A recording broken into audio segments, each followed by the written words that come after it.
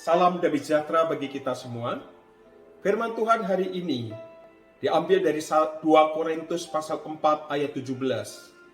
Sebab penderitaan ringan yang sekarang ini mengerjakan bagi kami kemuliaan kekal yang melebihi segala-galanya.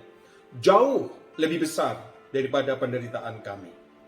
Ada sebuah kisah yang mengisahkan tentang seorang raja yang suatu hari dia meletakkan batu yang cukup besar di tengah jalan yang biasa dilewati oleh banyak orang.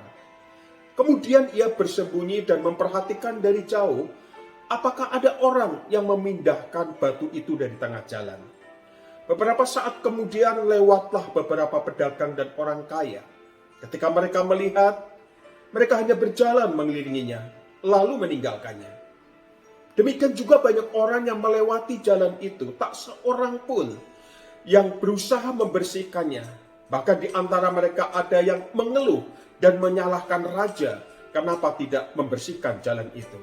Tak seorang pun yang menyingkirkan batu itu. Hingga kemudian lewatlah seorang petani. Saat ia melihat batu itu, ia mendekati batu itu. Kemudian petani itu berusaha mendorong keluar dari jalan. Setelah beberapa kali mendorong, akhirnya dia berhasil. Dan saat itu petani melihat di bawah batu yang didorong itu ada sebuah tas kecil yang tergeletak di sana.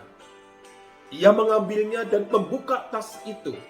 Ternyata di dalamnya berisi koin emas dan juga di sana ada catatan dari raja bahwa emas itu untuk orang yang menyingkirkan batu itu dari tengah jalan.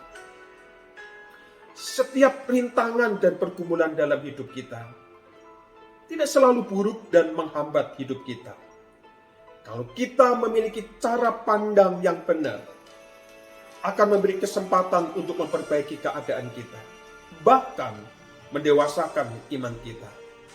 Mari, sambil terus kita memohon kekuatan dan anugerah Allah di tengah pergumulan-pergumulan yang ada, disertai kemauan untuk menyelesaikan persoalan-persoalan hidup kita dengan kekuatan Allah, bukan menghindarinya.